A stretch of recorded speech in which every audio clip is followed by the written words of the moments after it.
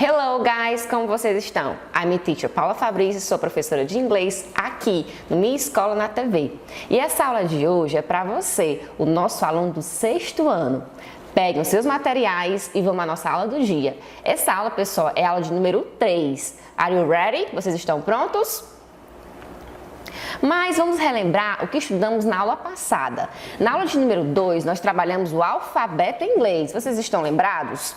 Então, aqui eu coloquei uma imagem só para dar uma relembrada no alfabeto e cada letrinha dessa tem um som correspondente. Trabalhamos também como soletrar as palavras em inglês. O verbo soletrar é spell. Spell. E trabalhamos essa pergunta, how do you spell? Como você soletra? Soletramos várias palavras, soletramos o nosso nome em inglês. Então aqui, how do you spell pig? Que é porco em inglês. P-I-G. How do you spell chicken? Que é galinha. C-H-I-C-K-E-N. Chicken. Então, mas hoje, teacher, o que vamos estudar? Pessoal, nós vamos iniciar nosso capítulo 2 do livro. Vamos trabalhar os subject pronouns e também, dentre esse vocabulário, dentre esse conteúdo, vamos trabalhar o vocabulário de June Festival, Festival Junino. Vocês sabem que estamos no mês de junho e esse mês nós vamos celebrar, estamos já celebrando uma das maiores festas brasileiras, que é a festa junina. É a segunda mais celebrada do Brasil, tá bom? Quais são os objetivos da nossa aula? O que vocês vão alcançar ao final da aula? Vocês vão reconhecer e empregar os subject pronouns, em inglês, obviamente, e vão aprender o vocabulário relacionado aos principais símbolos das festas juninas, em inglês, tá bom? Mas, teacher, existe festa junina em países que falam inglês? Pessoal, não existe. As festas juninas, elas geralmente não são realizadas em países que falam inglês, a não ser que grupos de brasileiros que moram fora, eles organizam festas juninas fora. Por exemplo, em Londres, existe uma festa junina lá, os brasileiros, junto com os ingleses, pessoas que moram lá, organizam a celebração junina, chamada Junina Fest, também nos Estados Unidos, mas é uma festa tipicamente brasileira, digamos assim. Mas, teacher, por que eu vou aprender esse vocabulário? Imagine, você vai ter que explicar para alguém de fora como é que a gente brinca a nossa festa junina, como é a nossa cultura brasileira no mês de junho. Então, você vai precisar se adequar a esse vocabulário para explicar às pessoas sobre nossa identidade, sobre o nosso país, a nossa cultura no mês de junho, tá bom? Então, vamos lá. Então, pessoal, como é que eu falaria festa junina em inglês? How do I say festa junina in English? Eu posso falar how can I say? Essa pergunta ela é muito usada em inglês, tá, pessoal? Por exemplo, como é que eu diria livro em inglês? How do I say livro in English? Aí você fala book. Então vamos lá ao nosso vocabulário. How do I say festa junina in English? Como faz parte da cultura tipicamente brasileira, você pode deixar o nome mesmo festa junina, tá bom? Mas existem outras adaptações. Por exemplo, Junina Party. Junina Party, festa junina. June Celebration, celebração junina. June Celebration. Nas minhas pesquisas eu vi muitas pessoas usando nos trabalhos June Celebration como correta. June Festival. June, é o mês de junho, tá, pessoal? Então, June Festival or June Festivals. Festival junino, outra possibilidade. Junina Fest, que foi esse nome que lá em Londres eles organizam a festa junina no mês de junho, obviamente, e eles chamam de Junina Fest. Então, outra possibilidade de falar festa junina in English. Então, quando a pessoa te perguntar, how do I say festa junina in English?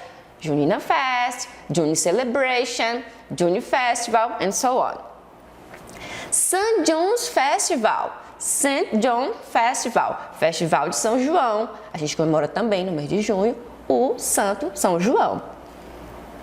Mas hoje vamos focar nos symbols. Symbols são os símbolos juninos. Eu separei alguns, tá bom? Então aqui tem a fogueira, né, pessoal? Que é um símbolo muito importante da festa junina desse mês de junho. Como é que eu diria fogueira em inglês? Alguém tem uma dica? Vamos lá. Bonfire. Bonfire. Fire é fogo, já dá para ter uma situação. Bonfire, fogueira. So, how do I say fogueira in English? Bonfire. Essa outra figura, pessoal, são as bandeiras coloridas, bandeiras juninas. How do I say bandeiras in English?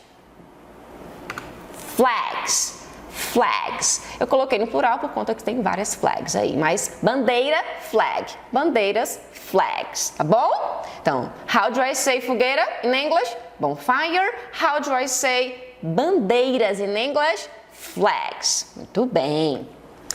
Separei mais duas. A palavra quadrilha, pode deixar mesmo quadrilha, mas existe uma outra possibilidade de colocá-la em inglês. How do I say quadrilha in English? Square dance. Square dance. Então, quando alguém te perguntar como é que eu falo quadrilha em inglês, você fala square dance. Muito bem. Aqui é a dançarina. Existem vários personagens na festa junina. Eu coloquei dançarina para ficar bem geral, tá? A palavra dançarina or dançarino, a gente pode usar uma só em inglês. Vamos lá? How do I say dançarino or dançarina in English? Dancer. Dancer. So she is a dancer. Ela é uma dançarina. Muito bem. Então aqui eu separei esses 4 símbolos, mas existem outros, pessoal, que a gente também pode adequar às palavras em inglês sem problemas. Vamos lá, vamos praticar novamente, tá bom? Então, how do I say fogueira in English? Quem sabe? Vamos lá? Bonfire. Excellent. How do I say bandeiras in English? Flags. Congratulations. How do I say quadrilha in English? Square dance. Square dance. How do I say dançarina in English? Essa moça. Dancer. Dancer. Então, vocabulário ok. Vamos continuar nossa aula? Então, o nosso conteúdo de hoje, pessoal, gramatical, são os subject pronouns. São os pronomes com função de sujeito, tá bom? Eles fazem parte dos pronomes pessoais. Lá na page 28, na página 28, há esse conteúdo, existem outras frases que vocês podem analisar. De hoje eu adequei ao nosso vocabulário junino, tá bom? Então, vamos lá analisar palavra por palavra, frase por frase. Carla, na letra A. Carla loves June festivals. Carla loves June festivals. She loves June festivals. Na primeira sentença, a Carla ama festivais juninos. Ela ama festivais juninos. Pessoal, quem é o sujeito? Quem que ama festivais juninos? A Carla. Então, a Carla aqui é o sujeito da oração, tá bom? Carla. Se eu quiser colocar uma palavra, um pronome, qual seria? Ela ama festivais juninos. Então aqui esse she significa ela. Ele é um pronome com função de sujeito porque se refere a Carla nessa situação. Vamos à letra B. Flags are colorful. Flags are colorful. As bandeiras são coloridas. They are colorful. Elas são coloridas. Na primeira sentença, quem são coloridas? As bandeiras. Então as bandeiras é o sujeito, né, da oração. Se eu quiser colocar um pronome pessoal, vou usar elas, que em inglês é they. Então aqui, pessoal, a gente pode observar, tanto o she como o they, eles se referem ao sujeito da oração. Eu posso usar para substituir, inclusive, esse sujeito, ok? Vamos continuar? Na letra C. Bonfire is a festa junina symbol. Bonfire is a festa junina symbol. Então, a fogueira é um símbolo junino, da festa junina. It is a festa junina symbol. It is a festa junina symbol. Ela é um símbolo da festa junina. Então, quem é o símbolo da festa junina nessa sentença da letra C? Bonfire. Qual a palavra que eu me refiro a bonfire? Ela, a fogueira. Mas aqui, pessoal, não posso usar she. O she, que significa ela, geralmente é para pessoa, feminino, tá bom? No feminino. Aqui eu vou usar o it, que também pode ser ele ou ela, mas no caso para objeto, para coisas em geral, para animal. Bonfire é um objeto, tá bom? Então esse it está substituindo bonfire, que é a fogueira. Vamos lá ler junto comigo? Quem são os subject pronouns? São os pronomes sujeitos em inglês que podem substituir aqueles que praticam a ação de uma oração. Obviamente, os sujeitos da oração, tá bom? Então, existem outros pronomes subject pronouns que nós vamos ver no próximo slide. Esses aqui que eu coloquei para vocês, she, they and it, são muito comuns, pessoal. Vocês do sexto ano que estão começando a estudar inglês na escola, vocês vão ver essas palavras muito durante o sétimo, oitavo, até o ensino médio.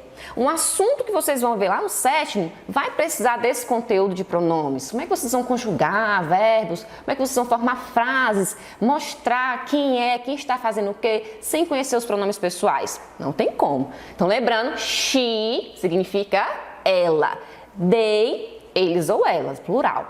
It, ele ou ela, é um pronome neutro, nós vamos ver isso também depois, e também para fazer referência a objetos em geral. Então, por exemplo, esse boi aqui é ele. Eu posso me referir ao boi como it, porque ele é um animal. Esse dictionary, esse dicionário, é ele. Posso usar o it, pronome pessoal, para me referir ao dictionary. Mas se eu quiser me referir à pessoa, a gente vai usar outros pronomes. Vamos ver agora. Quem são os subject pronouns em inglês? Eu coloquei aqui todos os pronomes pessoais que vamos trabalhar. Então, singular, primeira pessoa do singular, I, que significa eu. Sempre escrito com letra maiúscula, tá bom? Então, a first person, singular form, I, eu em inglês. Segunda pessoa, you, você. Terceira pessoa, he, esse he é ele, homem, masculino. She, ela. E o it, ele ou ela, para coisas em gerais, objetos, animais. No plural, we, repita comigo, we significa nós. E you, mesma escrita do singular, da segunda pessoa do singular, aqui é plural, mas o you, pessoal, pode ser tanto you, você, or you, vocês, ok? Aí vai depender do contexto. Esse they, que é eles ou elas, plural. Coloquei aqui a tradução para vocês observarem, tá bom? No próximo, esse material, esse conteúdo está na page 29 do livro, tá? Tem tudinho lá organizado. Esse próximo slide, eu coloquei uma imagem que identifica bem os subject pronouns. As pessoas estão indicando quem é quem, né? Então, quando eu falo I, eu estou me referindo a mim mesma, eu. You, olha essa segunda figura, tá bem clara, você. He, ele, uma pessoa, um homem. Um boy, a man. She, a girl, uma menina, a woman. Esse it, esse menino está se referindo à planta, é um objeto, ela, a planta. O we, tá todo mundo junto, ó. We, nós. E you, olha esse you, ele se referiu a você, uma pessoa, e esse you a vocês, aí vai depender realmente do contexto. A próxima imagem, they, que é eles ou elas, em plural, tá bom? Cuidado nesse they. Esse they é eles ou elas, situações no plural, não só pessoas, tá? Então, eles, os livros, they, também pode usar assim. Então, vamos praticar nossos subject pronouns, pronomes com função de sujeito. Os pronomes pessoais, os pronomes com função de sujeito, eles se referem ao sujeito da oração e também pode substituir o sujeito da oração. Então, a palavra bonfire, que nós vimos aqui, fogueira. Qual o pronome que eu uso para me referir à fogueira? A fogueira, pessoal, é ela. Será que é she? Será que é o it? É o it, pessoal. Porque o it é ele ou ela para coisas em gerais, objeto, animal, ok? Próxima imagem, as bandeiras são elas. Como é que eu diria elas em inglês, usando os subject pronouns? They are flags. Elas são bandeiras. Muito bem. A quadrilha junina, a square dance, é um evento. Ela, a quadrilha junina. Eu posso usar o she? She é para pessoa. Vou usar o it. Ela, a quadrilha. Se fossem, pessoal, várias quadrilhas juntas, são elas. Aí eu vou usar o they, que é plural, tá bom? Essa moça é ela. Ela é uma dancer, é uma dançarina. Como é que eu diria ela em inglês? Aí você vai na tradução, você vai ver que tem o it, que pode ser o ela, mas nesse caso é uma pessoa, é uma mulher. Você vai usar quem? O she. She is a dancer. Tudo bem até aqui? Vamos praticar? Eu preparei aqui agora um quiz, uma atividade bem divertida. Eu vou colocar outras situações para a gente praticar bastante, pessoal. Na nossa próxima aula nós vamos ver verbo. Então eu preciso saber os subject pronouns para ficar bem craque nos verbos em inglês, tá bom? E formar frases, caracterizar pessoas, identificar situações, usando verbos, pronomes e outros adjetivos também. Então, vamos ao nosso quiz, a nossa atividade do dia? Vamos lá! Então, pessoal, vamos praticar o que aprendemos aqui com a teacher? Os subject pronouns, ele, ela, que fazem referência a pessoas, a lugares, ao sujeito da oração. Então, vamos iniciar o nosso quiz. Essa mocinha é a Ana. É ela. Como é que eu diria ela em inglês? He, she or we? Qual seria a resposta correta? A, B or C? Se ela fosse o sujeito de uma oração, qual seria, pessoal, o correto subject pronoun? Letra B. She. Anna is a girl. She is a girl. Próximo momento. My grandfather. My grandfather, meu avô. Meu avô, pessoal, é ele. Como é que eu diria ele em inglês? Como é que eu faço referência a my grandfather? I, you or he? I significa eu, you, você. E he é ele, pessoal. Então a resposta correta é a letra C. My grandfather, ele, eu posso usar o he sem problemas, tá bom? Então, he is my grandfather. A resposta é letra C. Vamos à próxima? My friends. My friends, meus amigos or minhas amigas, no problem. Meus amigos são legais. Meus amigos são de Parnaíba. My friends are from Parnaíba. Eles são de Parnaíba. Como é que eu diria isso em inglês? Qual o correto subject pronoun? We, nós. They, eles ou elas. Or he, ele. Qual a resposta correta? A, B or C? Letra B. My friends são eles. They are my friends. Então, letra B. Muito bem. Próximo. My mom and I. My mom, a palavra mom é mother, mãe, tá, pessoal? My mom and I. Minha mãe e eu.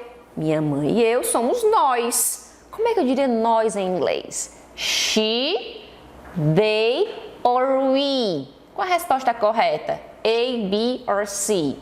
My mom and I. Minha mãe e eu somos nós. Letra C. Muito bem.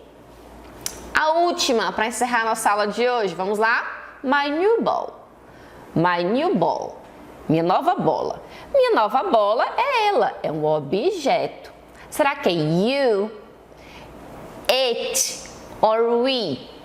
Qual o pronome que se refere a objeto, coisas em geral? É o it. Então, a minha bola é azul. For example, my new ball is blue. It is blue. Ela é azul. Nunca usem o she, tá? Muita gente erra aqui, os estudantes de inglês, mas vocês não vão errar, ok? Então, a resposta é letra B. Muito bem. Eu espero que vocês tenham aprendido, pessoal, sobre os subject pronouns. Eles são super importantes em inglês. Nós vamos praticar mais nas nossas próximas aulas, ok? Então, pessoal, vocês gostaram da nossa aula número 3? Colocamos aí o vocabulário de Unifestival junto com nossos subject pronouns e conseguimos aprender palavras, frases e bastante palavras do Junior Festival, de Unifestival, tá certo? Sempre a teacher vai colocar nesse mês junino essas palavras para a gente estar sempre se conectando com as frases e o nosso conteúdo gramatical. Eu espero que vocês tenham gostado da nossa aula e eu vejo vocês na nossa aula número 4. See you!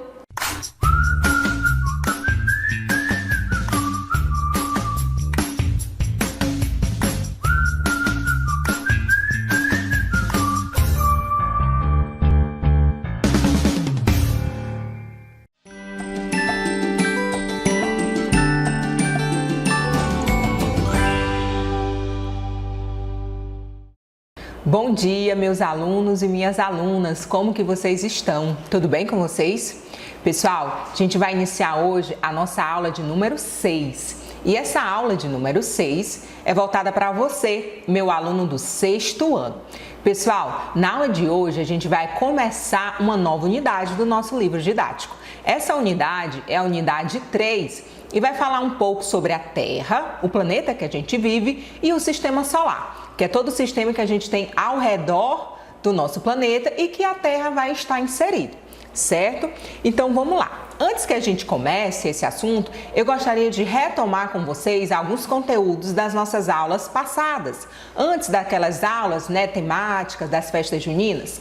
Antes da gente dar, aquela pausa para a gente conhecer um pouco sobre a nossa cultura, nós estávamos estudando um pouco sobre a cartografia, o que é, quem são os cartógrafos, os mapas e os seus principais elementos. Vocês lembram que o mapa é constituído de elementos?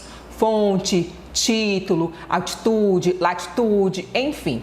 Foram esses os elementos que nós estudamos no decorrer das aulas passadas e hoje a gente vai priorizar um pouco o estudo sobre o nosso planeta. Olha só, e eu começo trazendo esse conceito que está lá no livro didático de vocês. Por isso é super interessante que vocês estejam aí com o livro próximo. Então vamos lá, pessoal. A gente vai começar a estudar sobre a geografia, que é a nossa disciplina, e a Terra no universo. Então vamos lá.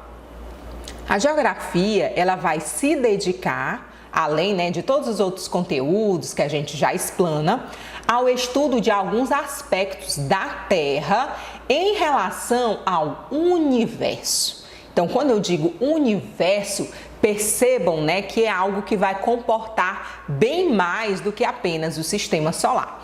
Isso porque, pessoal, muitos fenômenos que se manifestam na superfície aqui da Terra vão ter sua origem lá no espaço cósmico ou no universo. Mas afinal de contas, o que é esse universo?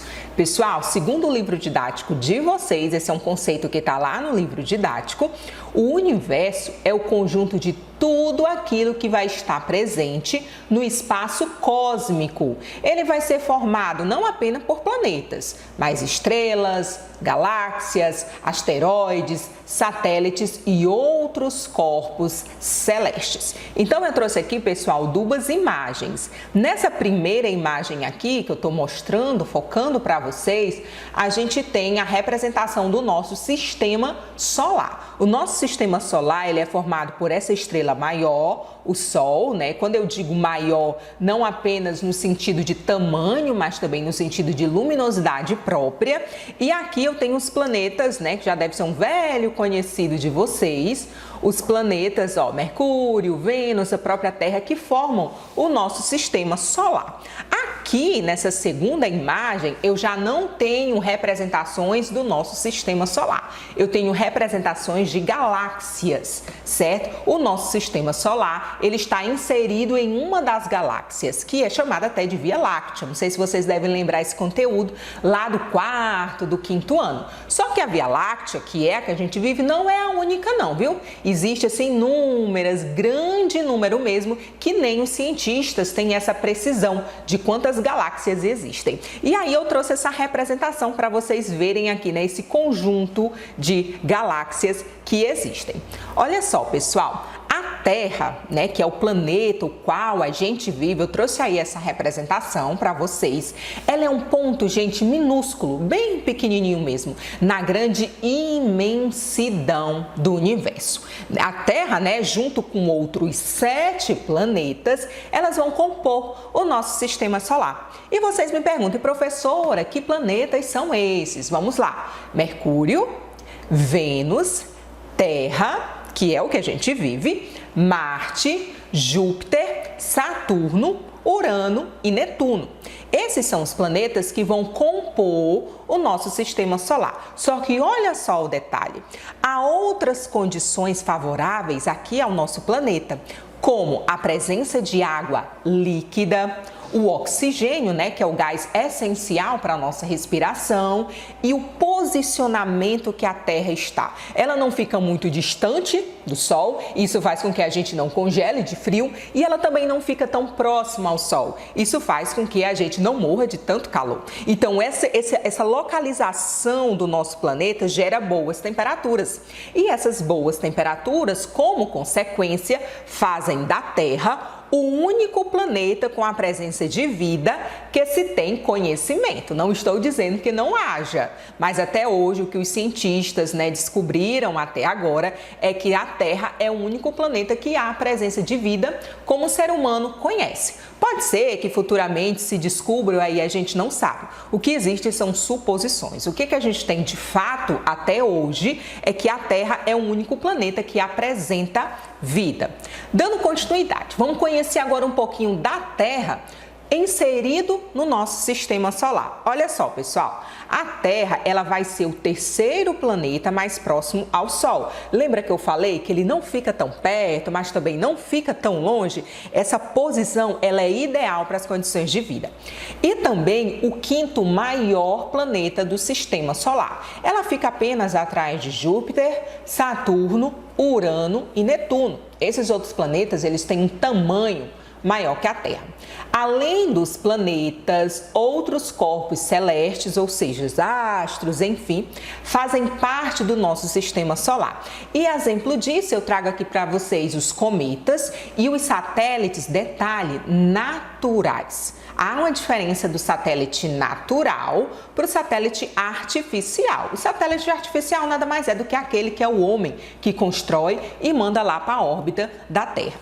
Alguns planetas, pessoal, possuem satélites naturais. A Terra, inclusive, tem um. Vou já relembrar o nome dele para vocês. Corpos que, pela ação da gravidade, orbitam ao redor deles. Marte, por exemplo, que é aqui o nosso planeta vizinho, ele vai ter 2 satélites, né? São 2 corpos que giram ali em torno. E a Terra, ela vai possuir apenas um satélite natural, que é a Lua. Agora imaginem aí, se por acaso a Terra fosse igual Marte, em vez da gente ter um único cometa, um único satélite, nós teríamos 2. Então, à noite, quando a gente olhasse para o céu, a gente não iria ver apenas uma lua, nós iríamos ver 2 luas. Há planetas, pessoal, que há 16 luas. E aí, isso é da caracterização de cada um desses planetas. Dando continuidade, olha só, pessoal, eu particularmente acho essa imagem linda. No momento que eu me deparei com a imagem, ela representa, é lógico que isso daí é apenas uma representação, as próprias dimensões, enfim, tá uma série de detalhes que devem ser ajustados, mas eles dão pra gente uma visão, uma percepção mais geral de como que é de fato o sistema solar. A gente tem aí como estrela, principal e central do nosso sistema o Sol. Verifiquem aí a luminosidade, o tamanho, a dimensão dessa estrela, que gera energia aí. E ao redor do Sol, nós temos todos os planetas que compõem o nosso sistema solar. Temos aqui Mercúrio, bem pertinho do Sol, é por isso que a vida em Mercúrio, como o ser humano conhece, não é possível devido a essa condição muito próxima ao Sol, muito quente. Vênus, pelos mesmos motivos. Marte, que é o único que a gente sabe que tem presença de vida, Terra, e mais aqui Marte, que é considerado o planeta vermelho. Pessoal, alguns estudiosos na atualidade dizem que Marte já houve presença de vida, outros já dizem que lá já houveram a presença de águas. Daí são evidências que os estudiosos ainda estão buscando, certo? Pode ser que futuramente alguma notícia saia, mas até hoje o que a gente tem são especulações, são hipóteses, nada de fato concreto.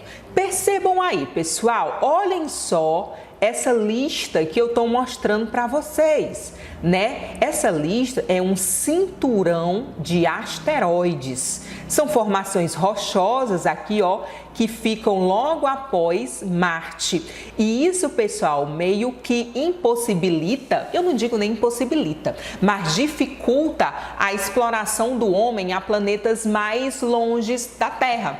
Por exemplo, Júpiter, Saturno, Urano e Netuno. Fica mais difícil a presença humana e até mesmo a presença de naves para entender essa formação, como que se dá. Justamente é muito perigoso ultrapassar esse cinturão de asteroides. E após o cinturão de asteroides, a gente tem esses outros planetas que eu já mostrei para vocês. Pessoal, isso daí é apenas um sistema solar. Os estudos dizem, né, que há várias outras formas de sistemas, há várias outras formas de organizações de planetas, asteroides. Esse aí que eu estou mostrando pra gente é apenas aquele que o ser humano já tem um certo conhecimento. Tanto é que está aí no livro didático de vocês. É lógico, ainda tem muita coisa para ser explorada. Vou fazer um teste com vocês à noite, né? Quando vocês estiverem relembrando o dia de vocês, vão lá na calçada ou no quintal e olha para o céu. Percebam toda essa dimensão que é o universo no qual a gente vive, no qual o nosso planeta está inserido. E aí, a gente quer voltar um pouco para a gente conversar sobre a forma da Terra. Estudamos anteriormente todo o universo, vimos essa caracterização do nosso planeta no sistema solar e agora a gente vai chegar propriamente no nosso planeta. Olha só, pessoal, a forma da Terra. Se eu contar para vocês uma coisa, vocês vão falar, professor, isso é verdade? A Terra, pessoal, ela não é uma esfera perfeita. Ela não é redondinha como a gente imagina. Vocês já sabiam disso? Essa informação está lá no livro de vocês também. Ela, gente, apesar de apresentar algumas elevações, como montanhas, depressões em sua superfície, ela é levemente achatada nos polos. Polo Norte e Polo Sul, e abaulada, ou seja, curva nessa região aqui dos trópicos. Lembra nas nossas primeiras aulas, quando a gente estudou a linha do Equador e os trópicos, né? Aquela região que recebe a maior luminosidade do Sol, por isso que é a região tropical, clima tropical? Exatamente. Bem aí nessa área, ela vai apresentar uma curvatura. A gente afirma que a Terra, pessoal, tem uma forma própria, e essa forma própria recebe o nome de geóide. Vamos falar? Geóide. O que é essa forma geóide? É uma nomenclatura de origem grega, que justamente a palavra significa forma da Terra. E ela é comumente usada e adotada por estudiosos e agora também vai ser adotada pela gente, né? Tá aí no nosso livro didático, para identificar a forma específica do planeta Terra. Então percebam, na aula passada nós tivemos uma aula sobre a representação.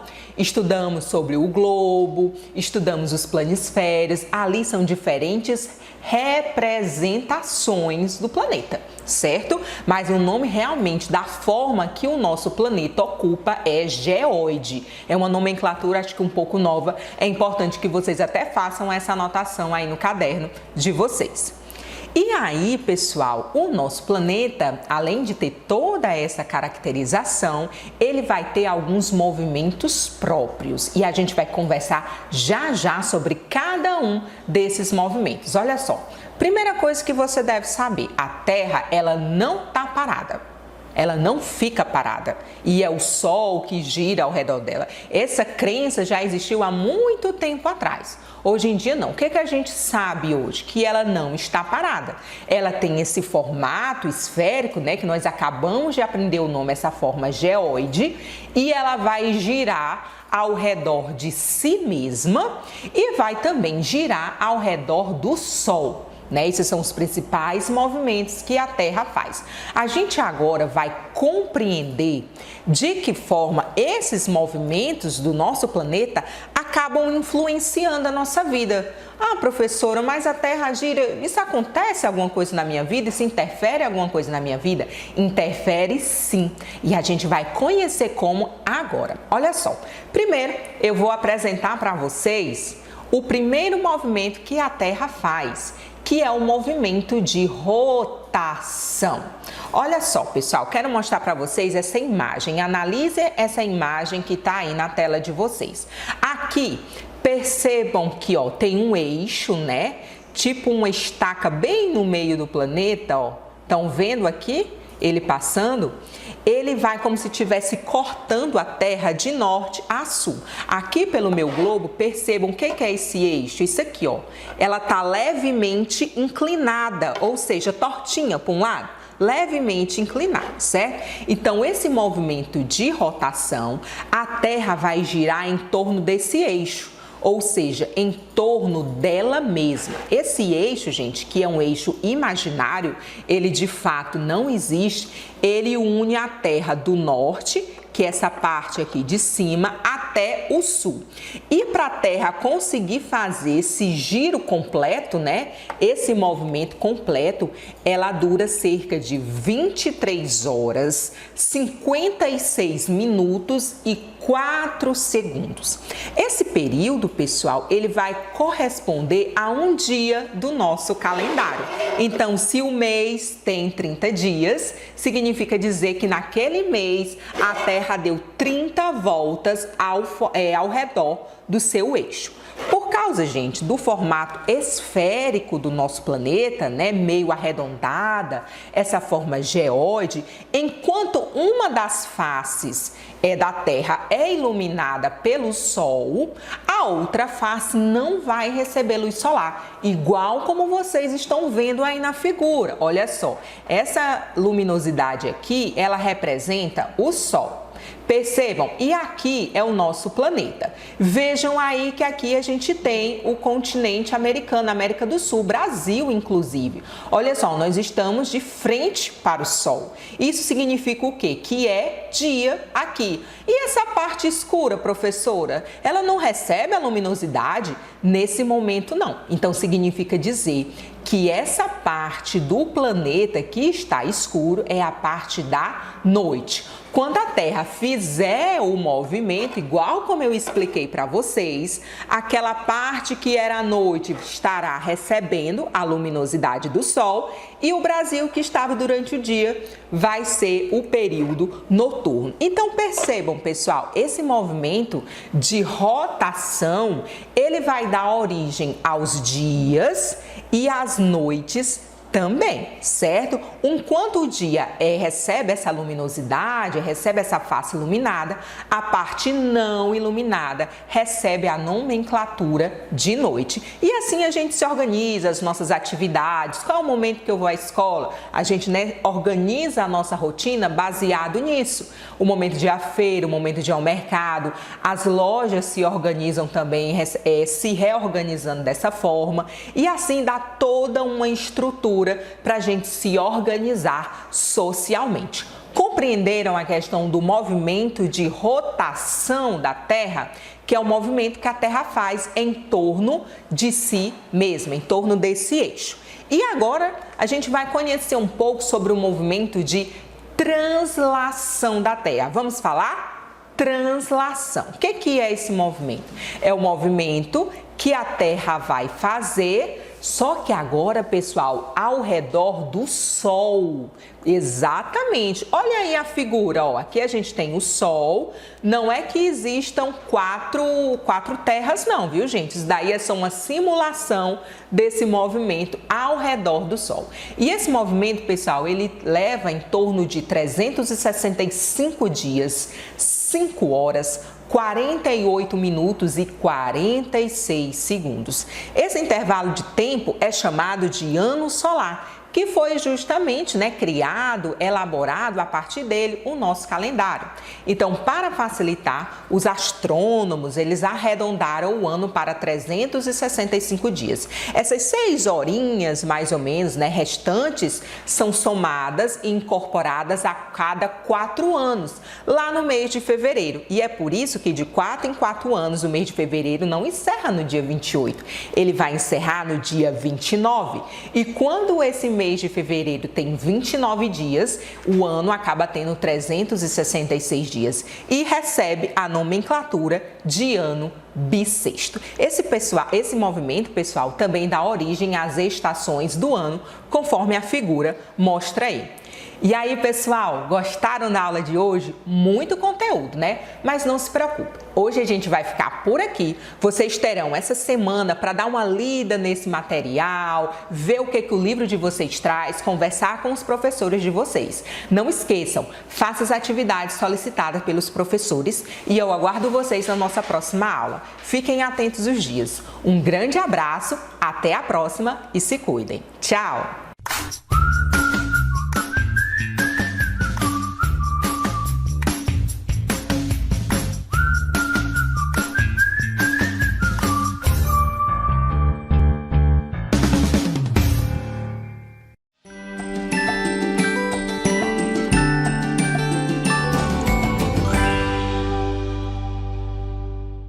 Hello guys, como vocês estão? I'm a teacher Paula Fabrício, sou professora de inglês aqui no Minha Escola na TV.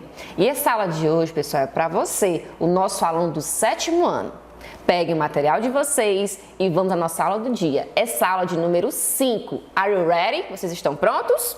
Então, pessoal, na aula passada, nós trabalhamos aqui sotaque, números e meses do ano.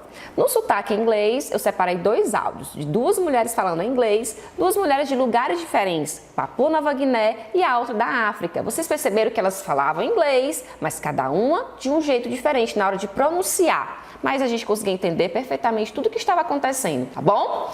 Trabalhamos os números e meses do ano. Como falar as datas de nascimento em inglês? Então, por exemplo, não sei se vocês estão lembrando, eu coloquei essa imagem, inclusive ela é do Facebook, com a data de nascimento, dia, mês e ano. Como é que eu falo isso, professora, em inglês? Pessoal, quando eu digo o dia do mês, eu vou falar 14?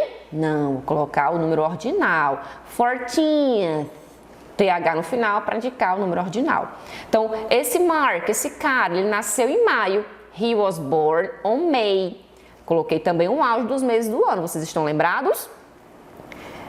Bem aqui, vamos lá. Então, esse 14 fica nessa ordem. Primeiro eu coloco o mês, depois o 14, que é o dia que ele nasceu. Eu vou falar como 14th. He was born on May 14th. O 14º dia do mês de maio. Professora, e como é que eu leio em inglês 1984? Calma, gente. A gente lê de 2 em 2. Por exemplo, nós vamos ler primeiro 19, depois o 84. Então, ficaria 1984. He was born on May 14th, 1984. Em 1984. Ok? Estão lembrados? Vocês podem praticar com outras datas. No livro de vocês existem várias datas em inglês. Vocês podem ir praticando o que vocês conseguem. Tá bom? Teacher, vamos fazer agora um checklist comigo? Por que o checklist? Porque encerramos o capítulo 1. Nós vamos iniciar hoje o capítulo 2. Vamos fazer o nosso checklist do capítulo 1? Então, na Unit 1, English is everywhere. O inglês está em todos os lugares. O nome do capítulo, trabalhamos essa importância do inglês. Na grammar, na parte de gramática, trabalhamos o simple present, o presente simples, o do, o does, o simple past, o passado simples, mas o verb to be. Vocês lembram? Was e were. O verbo to be, junto com a palavra born, é o verbo nasceu. Por exemplo, a teacher Paula, eu nasci em Parnaíba. I was born in Parnaíba. Trabalhamos várias sentenças com esse verbo. Trabalhamos também o listening, o escutar em inglês, que foi justamente da parte do sotaque, accent. Ouvimos o áudio 3 vezes durante a nossa aula inteira e conseguimos compreender partes importantes daquele áudio, tá bom? Vocabulary, números e meses do ano. Então, olha o tanto de conteúdo que trabalhamos, que praticamos, que exercitamos na nossa aula. Encerramos aí nossa Unit 1. Teacher, e hoje o que vamos estudar? Pessoal, vamos estudar places in the city, lugares de uma cidade, escola, hospital, padaria. Como é que eu digo essas palavras em inglês? E também o nosso vocabulário junino, já que estamos no mês junino, mês de junho, mês das festas juninas, né? A segunda maior celebração brasileira, certo? Os objetivos da nossa aula, o que vocês vão conseguir alcançar ao final da aula? Vocês vão identificar lugares de uma cidade. Coloquei lugares da nossa cidade, tá, pessoal? E vocês vão aprender o vocabulário relacionado às vestimentas tradicionais das festas juninas. Como é que eu diria blusa xadrez em inglês? Chapéu de palha. Eu coloquei aqui algumas palavras para a gente ir aprendendo. Então, no nosso warm-up, para a gente aquecer, eu tenho essa pergunta para vocês. How do I say in English? Essa pergunta ela é muito comum em inglês. Você pode usar ela para, como é que eu digo livro em inglês? Como é que eu diria guarda-chuva em inglês? Então, como é que eu diria isso em inglês? How do I say festa junina in English, for example? Como é que eu falaria festa junina em inglês? How do I say in English? Como é que eu diria festa junina, teacher, em inglês? Existem várias formas de falar. Assim como também a gente fala em português, festival junino, festa de São João, festa junina. Em inglês existe também essa possibilidade. Eu posso deixar o nome mesmo festa junina, já que é uma festa tipicamente brasileira. Posso colocar junina party, essa palavra party de festa, no problem. June celebration, celebração junina.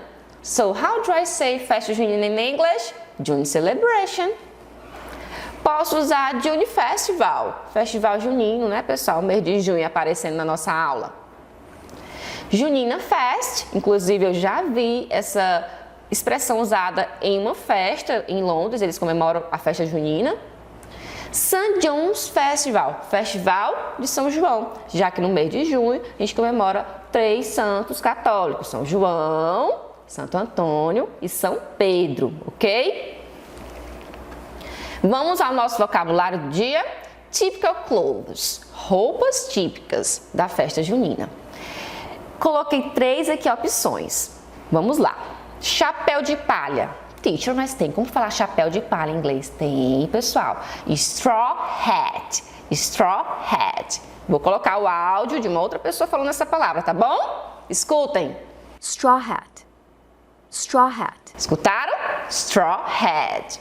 Próximo. Como é que eu diria blusa xadrez em inglês? Plaid shirts. Plaid shirts. Escutem o áudio, pessoal. Vamos lá. Plaid shirt. Plaid shirt. E botas? Botas geralmente plural, tá, gente? Boots. Boots. Escutem o áudio. Boots. Boots. Conseguiram compreender? Então, straw hat, plaid shirts and boots são algumas vestimentas típicas. Existem outras, calça jeans, etc. Mas a gente vai colocar aqui só apenas essas 3 para a gente ir com calma. Então, agora vamos praticar esse vocabulário, porque a gente faz assim, a gente aprende e pratica logo, tá bom? Então, what does plaid shirt mean? Mas, teacher, o que a senhora está perguntando com esse questionamento? Eu estou perguntando o significado de plaid shirt. Então, what does, essa palavra mean significa o verbo significar. What does, mean? Então, você perguntar, what does dictionary mean? Dicionário. What does book mean? Livro. Então, é como se eu quisesse a tradução da palavra, ok? Então, what does plaid shirt mean? O que significa plaid shirt? Acabamos de ver, pessoal. Significa blusa xadrez. Congratulations. What does boots mean? What does boots mean? Significa o quê? Botas in English. Em português. What does straw hat mean? What does straw hat mean? Chapéu de palha. Então, essas 3 palavras fazem parte das typical clothes in English in our festival, June Festival, ok? Continuando. Esse outro momento, nós vamos falar de lugares da cidade.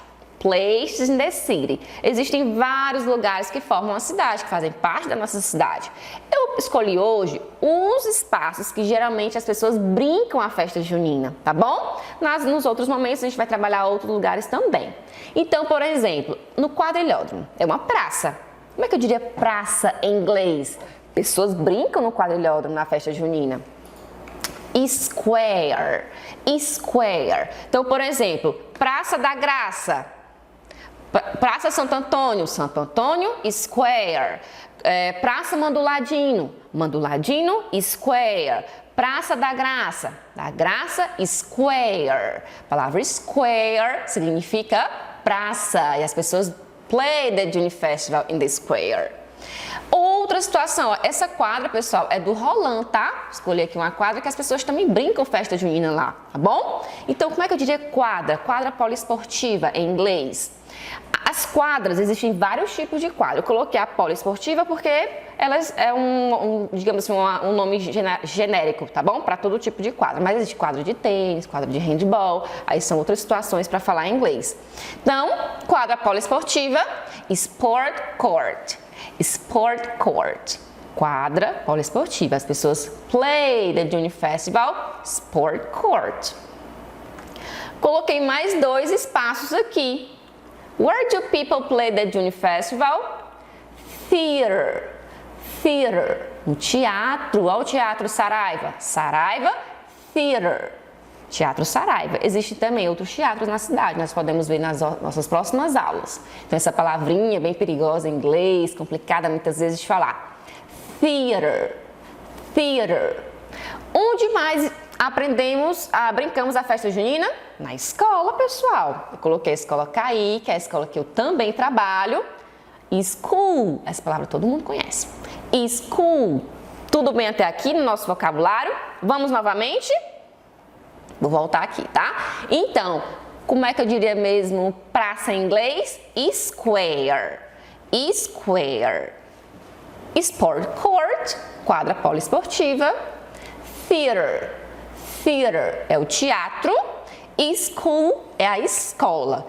Esses 4 espaços fazem parte de uma cidade.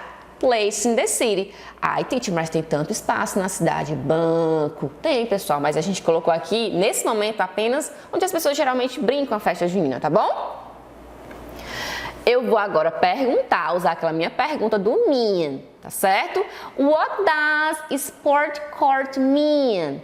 What does sport court mean? O que significa sport court? Quem lembra? Acabei de falar, pessoal. Quadra poliesportiva. So, sport court means quadra poliesportiva. What does theater mean? What does theater mean? O que significa theater? Teatro, pessoal. Teatro. What does school mean? Essa é muito fácil, hein? What does school mean? Escola. And what does square mean? What does square mean? Square means praça. Muito bem. Nós vamos agora à nossa atividade do dia.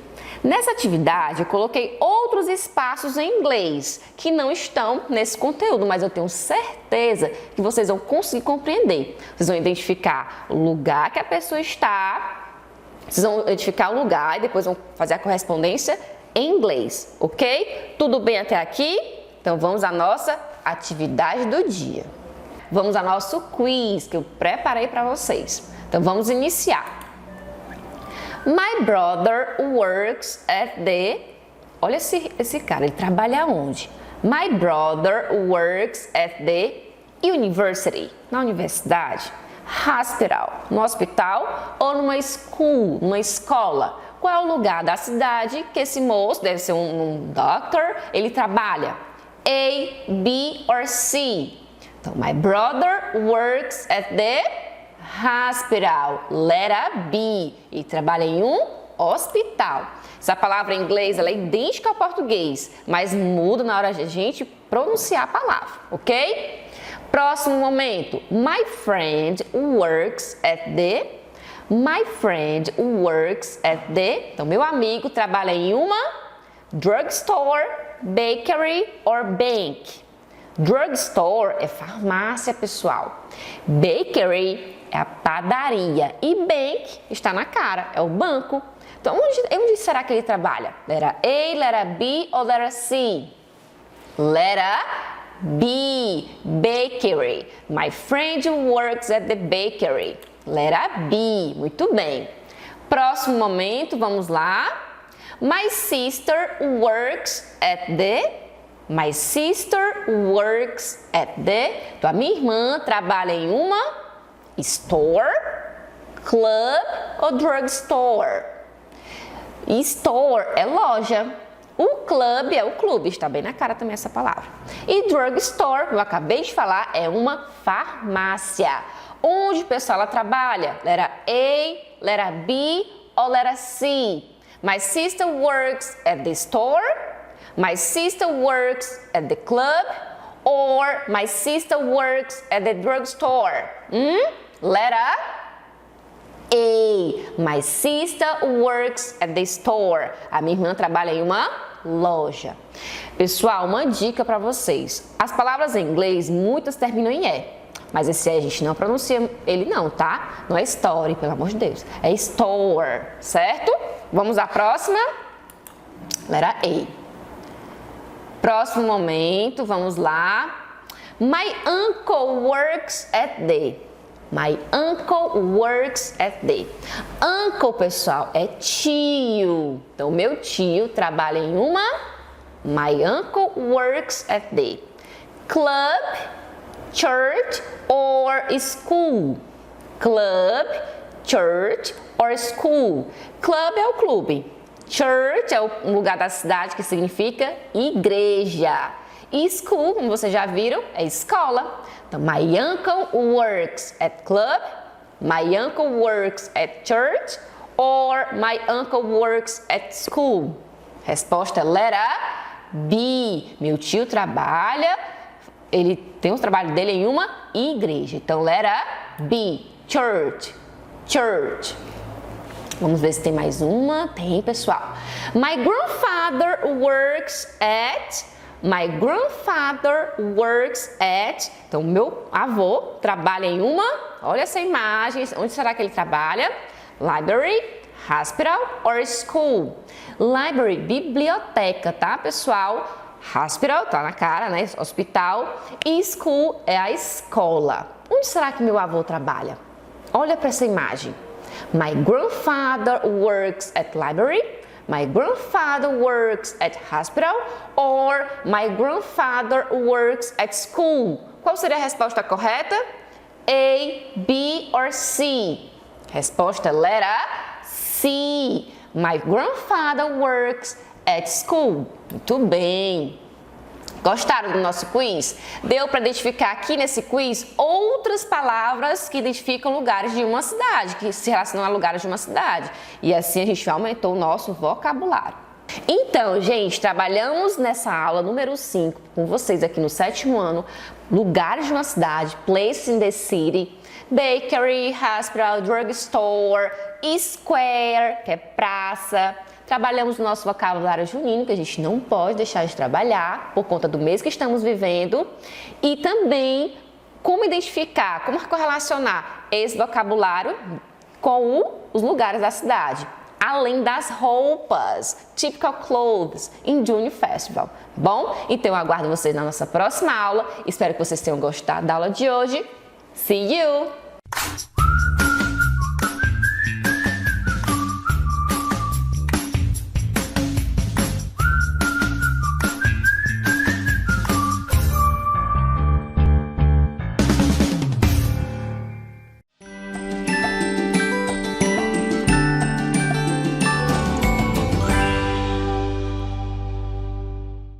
Bom dia, caros alunos e caras alunas. Como que vocês estão? Tudo bem com vocês? Pessoal, a gente vai dar continuidade ao nosso conteúdo de população e trabalho. Só lembrando que essa aula, pessoal, foi pensada e planejada para você, meu aluno do 7º ano. E juntos nós já estamos na nossa 6ª aula aqui, em virtude do nosso projeto, certo?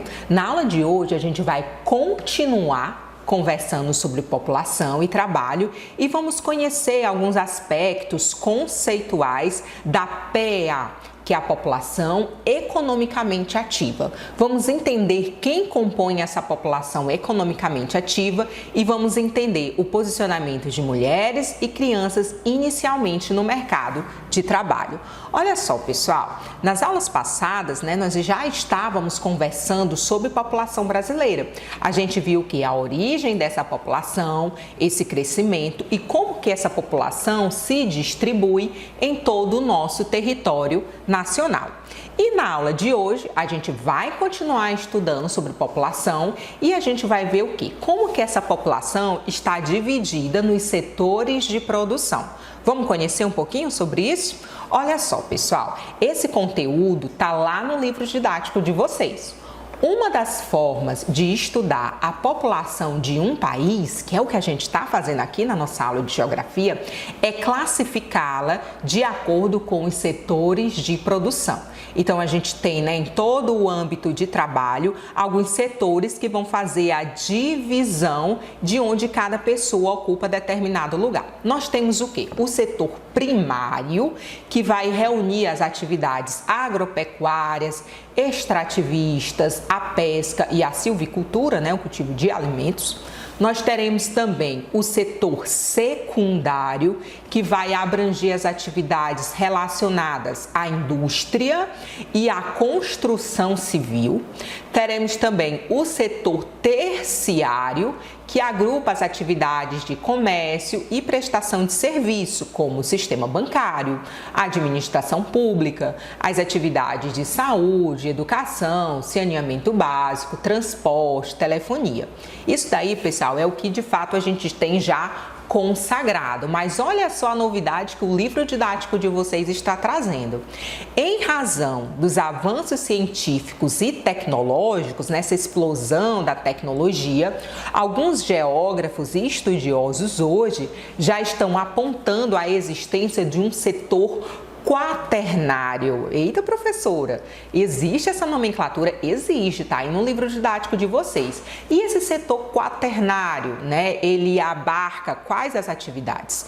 Ele vai compreender as atividades relacionadas ao ramo da tecnologia da informação e da comunicação, das quais a informática, a robótica, a cibernética fazem parte. Então, é um setor aí que está em ascensão. Quando eu digo ascensão, pessoal, eu estou falando de crescimento. É um setor que está crescendo cada dia mais, principalmente por causa das inovações tecnológicas que nós temos na nossa casa. Hoje em dia, na nossa casa, a gente tem uma TV, temos um computador, temos algo que mexe com tecnologia, nosso próprio acesso à internet. Então, essa população, essas pessoas que trabalham, com esse ramo da economia, elas compõem, elas formam o setor quaternário. Até aí, tudo bem? Olha só as próximas informações que eu estou trazendo aqui para vocês. E aqui, pessoal, eu tenho uma imagem, essa imagem aí do livro didático de vocês, eu extraí ela do nosso livro didático e tem uma representação de cada uma dessas atividades que eu trouxe aqui para vocês. Então, vamos conhecer um pouquinho mais sobre esses setores da economia. Os setores da economia são uma parte fundamental, gente, no processo de evolução e de um crescimento de um país. As pessoas precisam trabalhar para que aquele país prospere. Elas podem ser classificadas como as etapas que os produtos percorrem dentro de um ciclo econômico, sendo que esses produtos eles podem ser materiais ou imateriais. Nesse quesito estão envolvidos os processos de exploração de matéria-prima. Lembram que teve uma aula que a gente até conversou sobre a diferença entre a matéria-prima e o recurso natural? A industrialização dos recursos, venda e distribuição até o consumidor final. Vamos imaginar um espelho que a gente tem na nossa casa. Até falei em aulas passadas que o espelho ele é oriundo da areia. Até essa areia ser transformada em espelho e até esse espelho chegar na nossa casa e ser utilizado pela gente, ele passou por todos esses setores da economia. O trabalhador, no exercício de sua atividade, está inserido em alguns desses setores. E aí, agora é um momento para você conversar, discutir aí com a sua família. Na casa de vocês, os tios, os avós, os pais, Qual é a atividade econômica, né, remunerada que eles exercem? Em que ele trabalha? Esse trabalho, ele está em qual setor da economia? No primário, no secundário, no quaternário? E aí é uma discussão que vocês vão ter em casa aí e depois eu vou querer saber. Olha aí, pessoal. A distribuição agora da população e os setores de produção. Segundo o IBGE, a população economicamente ativa, né, que aí no livro de vocês da nomenclatura de PEA, é o conjunto de indivíduos que trabalham ou estão em busca de um emprego e compõem o potencial de mão de obra com que podem contar os setores produtivos. Conhecer o número de pessoas que trabalham em cada setor ou a participação de cada setor na população economicamente ativa é importante. Sim, professora, vai ser importante para quê? Para fornecer dados para a avaliação da economia de um país e para o planejamento socioeconômico. Então vamos imaginar, se grande parte da minha população, ela compõe, da minha população economicamente ativa, ela compõe o setor primário, então eu posso imaginar que grande parte das pessoas do meu país, eles estão envolvidos em atividades de agricultura, pecuária, então eles têm esse tipo de função, trabalham nesse segmento. Então, se grande parte da minha população trabalha lá no setor terciário, com prestação de serviços, saúde, educação, então a gente já pode ver que essa população vai ter um outro caráter. Por isso que é importante a gente saber, né, que tipo de setor a gente compõe. Olha só essa projeção, esse gráfico, melhor dizendo, que eu trouxe para vocês da população brasileira. Aqui a gente tem a população brasileira e percebam que ela está dividida nos 3 principais setores. Como falei anteriormente, o setor quaternário é algo que ainda tem sendo desenvolvido. Então, a gente não tem dados precisos sobre isso. De toda a população brasileira, 20,9%, né, trabalham diretamente com o setor primário, enquanto 19,2% trabalham no setor secundário. E grande parte, a maioria dessa população, cerca de 60%, exatamente 59,9%, é lógico que segundo o gráfico, pertencem ao setor terciário. E o que essa informação contribui com a gente? Que é lógico que se a minha população tem uma maioria focada, voltada para o setor terciário, significa que as minhas oportunidades de trabalho estão mais alojadas ali. Vai ser muito mais fácil eu encontrar um trabalho nesse setor do que em outros setores. Afinal de contas, é ele que compõe, grande massa, grande parte do funcionalismo, posso dizer assim, das ocupações. É mais fácil encontrar emprego e trabalho nesse setor. E aí, pessoal, a gente vai perceber também que vem acontecendo uma mudança no cenário nacional. E aí, para isso, a gente vai entender um pouco de como está o posicionamento das mulheres no mercado de trabalho. Antes disso, olhem só o seguinte dado. No Brasil, o número de mulheres na população supera o número de homens. No nosso país, há mais mulheres do que homens. E isso, gente, não é apenas na região aqui em Parnaíba, no Piauí ou na região Nordeste, não. Em quase todas as regiões, a gente se depara com esse dado. Isso ocorre porque as mulheres apresentam uma maior longevidade. Vocês lembram o que é longevidade? Vivem mais. E com isso, tem maiores expectativas de vida. Nas últimas décadas, pessoal, a sociedade brasileira atravessou importantes transformações políticas, econômicas e sociais. E essas transformações vão afetar homens e mulheres de maneiras diferentes. Uma dessas formas, é o crescimento da presença de mulheres no mercado de trabalho. E isso, com mais mulheres trabalhando, e quando eu digo trabalhando é fora de casa, de forma remunerada, isso vai aumentar a sua participação na população economicamente ativa e vai garantir a essas mulheres uma maior autonomia, uma maior liderança dentro dos seus lares. Apesar, pessoal, dessa amplificação do acesso da mulher no mercado de trabalho, grande parte, infelizmente, continua acumulando os trabalhos fora de casa com o trabalho doméstico. Então, isso é muito comum. A mulher que trabalha fora de casa, passou o dia todo nessa atividade remunerada, quando chega em casa, ao invés de descansar, ao invés de dar um tempo para a família, para os filhos, enfim, ela abre mão desse momento e vai cuidar dos afazeres domésticos.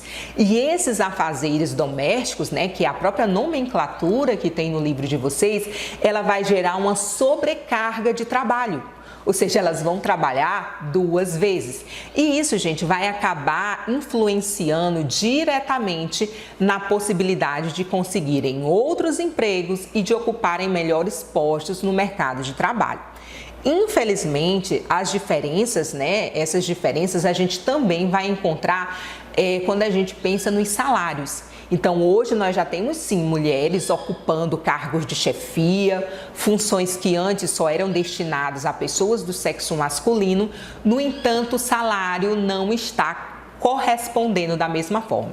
Executam o mesmo trabalho, exercem a mesma função, só que na hora do salário, infelizmente, em algumas empresas, o homem vai ganhar ainda mais. Então, é algo que a mulher também ainda tem que lutar e a própria sociedade tem que dar essa visibilidade para o trabalho feminino.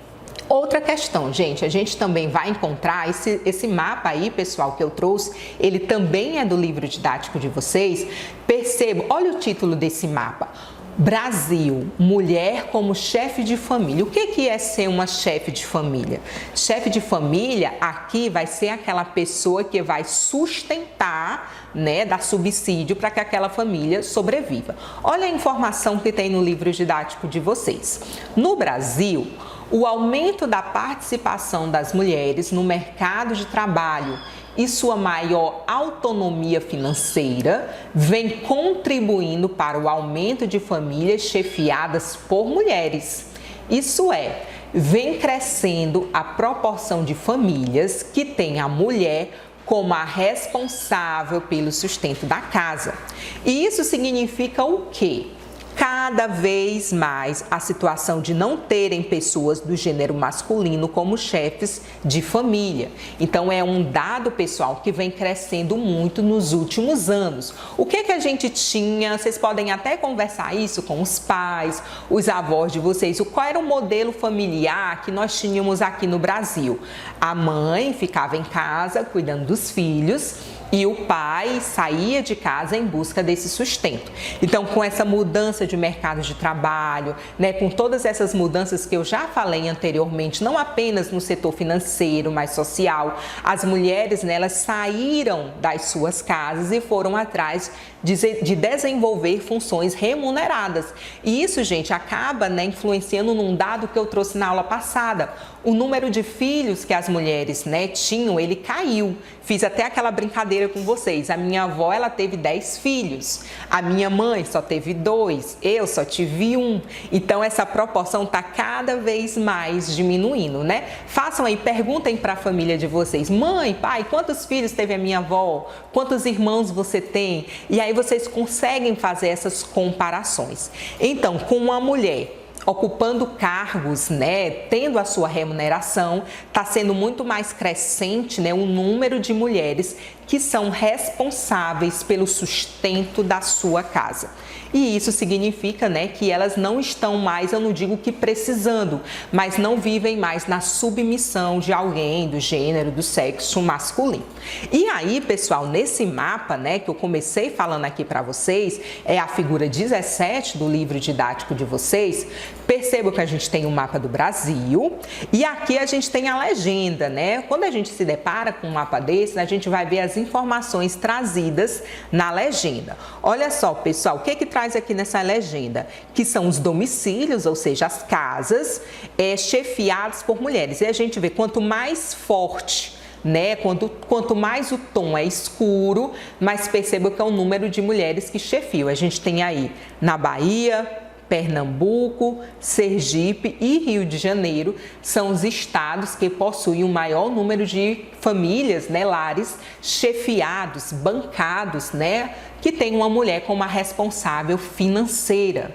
é outro dado super interessante que o IBGE, né, trouxe e colocou no nosso livro para a gente estar aqui discutindo. Olha só a situação do Piauí, gente, ó. O Piauí não é um dos que tem um maior número de casas, né, chefiadas por mulheres, mas em compensação ele não está tão atrás não, né? Então a gente tem uma forte representatividade aí de mulheres como chefes, né, das casas e das famílias aqui no Piauí. E aí, ainda continuando das mulheres, a gente percebe alguns avanços na escolaridade feminina.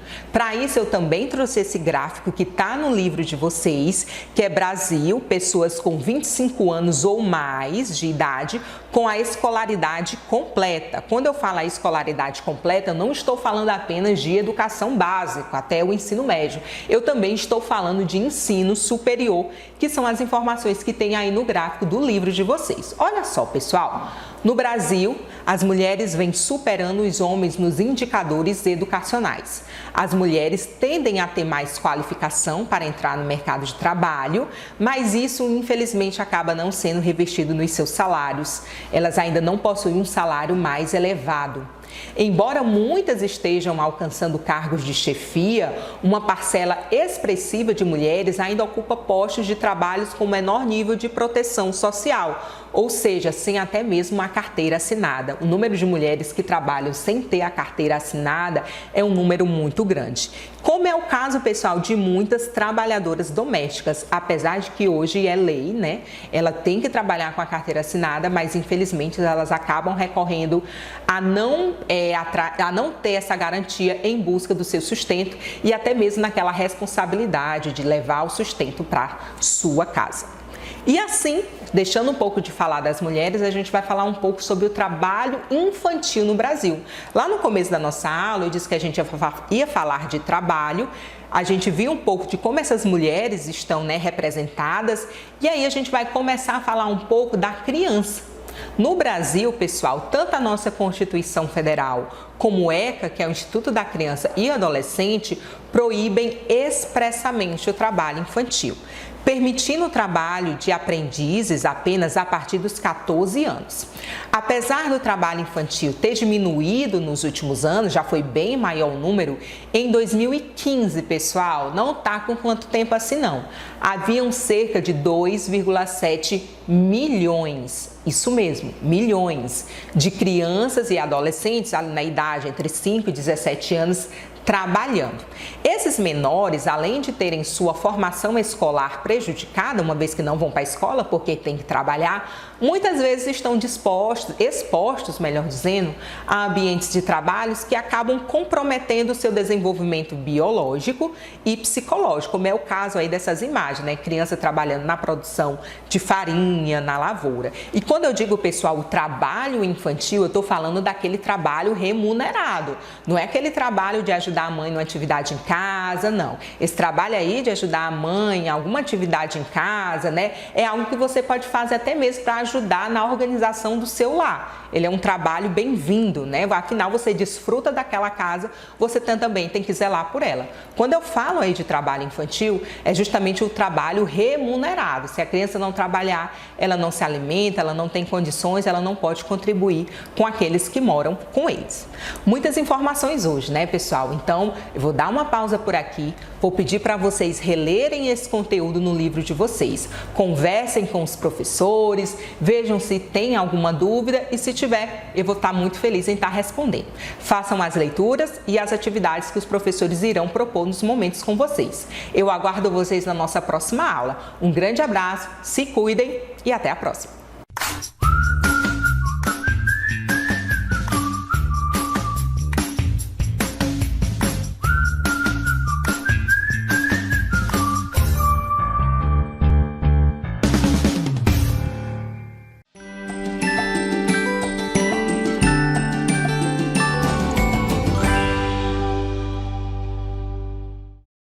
Olá, jovens! Tudo bem com vocês? Daremos início a partir de agora à nossa aula de ciências, tá certo? Eu sou o professor Lívio Luiz e o assunto de hoje é o capítulo 5 do nosso livro, Reprodução sexuada e assexuada em animais. Tá bom, pessoal? Muito bem. Então, para que vocês me acompanhem melhor, com o celular você pode acessar o QR Code ou você pode nos acompanhar também com o livro, tá certo? Você tem o livro em mãos aí, abra o livro, capítulo 5, ou através do celular no QR Code, tá certo, pessoal? Muito bem. Capítulo 5, ele dá início a partir da página 97, repetindo, reprodução sexuada e reprodução assexuada em animais, tá bom? E para iniciarmos esse assunto, eu queria que vocês observassem aí na telinha de vocês a capa, né? A principal folha, digamos assim, o que dá início, o que abre o nosso conteúdo, que é a página 97 do capítulo 5. Então, se vocês observarem, todas as zebras que aparecem aí, os animais, as zebras, parecem serem iguais, não é verdade? Observem aí, ó, nós temos aqui 1, 2, 3, 4, 5, 6 e um pontinho aqui, a cabecinha de um aqui, ó, 7. Nós temos 7 zebras. Parece todas iguais, né? Branca com a lista preta. Mas se você olhar aqui embaixo do olho, ó, bem embaixo aqui, ó, logo abaixo do olho da zebra, se você olhar em todas, você vai perceber que existem diferenças. Então, apesar de parecer demais que são animais idênticos, né? São animais iguais, as zebras, elas são diferentes. E isso tem tudo a ver com o nosso assunto. Então, olha aqui, ó, tem uma zebra aqui que ela tem um risco, né? Ela tem aqui uma listra mais grossa. Essa outra aqui, ó, já é diferente, a segunda. Olha aqui para, ok, 1, 2, 3, 4, 5. Olha para aqui, ó, a quinta zebra. Olha como é diferente essa listrazinha aqui, ó, embaixo do olho dela, ó. Tá vendo? Muito bem. Então, você começou a se interessar pelo nosso assunto, não é verdade? Vamos lá, ó. Na reprodução sexuada e assexuada, em animais, nós temos a questão dos genes. Os genes, tá bom? Então, vamos lá, ó. As características hereditárias nada mais é do que o quê? Heranças que nós absorvemos dos nossos ancestrais. Então, nós temos aqui, ó, a cor dos olhos, a cor dos cabelos, você que tem um cabelo preto, cabelo loiro, cabelo ruivo, a cor dos olhos castanhos claro, verde, né, azuis, enfim. Formato dos lábios, tem pessoas que têm os lábios mais grossos, mais finos, né, avantajados, outros não. O tamanho da orelha, né, se você observar, ó, pode olhar aí entre os seus familiares, que tem pessoas que têm uma orelha mais redondinha, aqui ó, olha aqui para mim aqui ó, tem pessoas que têm uma orelha mais redondinha e tem pessoas que têm uma orelha mais pontuda, né? O pessoal chama de orelha de lobo, tá certo? O tamanho do nariz, etc, etc, etc. Então, essas heranças, elas são transmitidas sim de avô para os pais, dos pais para os filhos e etc, etc, etc. Tá bom, pessoal? Sobre os genes, então nós podemos falar de Mendel. Mendel, pessoal, foi um estudioso, né, um cientista da época, que ele realizou vários trabalhos. E dentre esses trabalhos, todos esses trabalhos que ele realizou, ele chegou à conclusão que a hereditariedade, ela está relacionada com as unidades, ou seja, com os genes, tá certo? A hereditariedade está relacionada com a unidade, ou seja, os genes, tá bom? Fornecidas ambos pelos pais, né? Pelo pai, pela mãe, pelos pais, tá certo? A cada um de seus descendentes. Então vamos lá, professor, traduza para mim, traduzo na hora. Vamos lá, o que acontece? Pode acontecer de você ser muito diferente do seu irmão, da sua irmã. Pode acontecer. Como pode acontecer também de vocês serem muito parecidos. Olha a palavra que eu estou usando. Muito parecidos, eu não estou usando igual, tá certo, pessoal? Muito parecidos, são casos dos gêmeos. Nós temos gêmeos que são muito parecidos, né? Aliás, e gêmeos tem de dois tipos, tem o gêmeo fraterno e o univitelino, tá certo, pessoal? Então vamos aqui, ó, sobre os genes, eles compõem o material genético existente nas células. Então, o que são os genes? São informações hereditárias que existe dentro das células. São as chamadas características hereditárias, tá certo, pessoal? Ou características genéticas, tá bom? Muito bem, continuando aqui, ó. Aqui, pessoal, na telinha de vocês estão vendo é como se fosse o núcleo do nosso assunto. A diferença entre reprodução assexuada e reprodução sexuada. Na reprodução assexuada, nós temos quem? Nós temos um único indivíduo, tá certo? Presta atenção. Nós temos um único indivíduo que ele origina cópias. Isso mesmo, cópias, ele origina xerox. Imagina o seguinte, ó, você pega um papel, você pega um documento e você tira ali, vamos supor, 5 xerox, 10 xerox, pronto. Pois na reprodução assexuada, nada mais é do que um indivíduo que ele tira cópias dele mesmo. Tá certo? São o quê? É como se fosse clones, tá aqui, ó. Eu usei a palavra clones para que vocês entendam melhor. Ou seja, são indivíduos geneticamente idênticos. Então, como vocês podem observar aqui, ó, você tem aqui, ó, a célula mãe, tá bom? A célula mãe se divide em duas, por exemplo, aqui, através da bipartição, o nome já está dizendo, ó, bipartição, se divide em duas, e tá aqui, ó, uma vai para um lado, a outra vai para o outro, que são as células filhas, são os clones. Tá bom, pessoal?